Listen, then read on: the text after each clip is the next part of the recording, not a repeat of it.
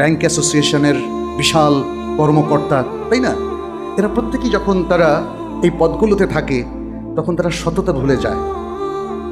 শয়তান তাদের ভালো নসিহতকারী হয় এবং বলতে থাকে সুযোগ এসেছে, গ্রহণ করো।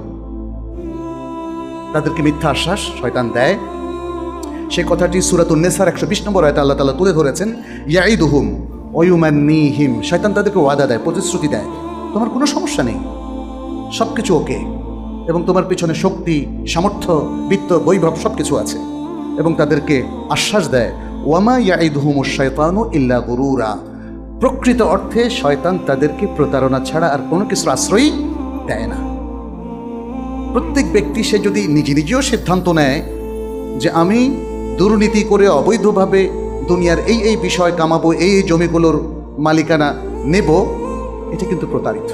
আপনি নিজেকে প্রতারিত করলেন।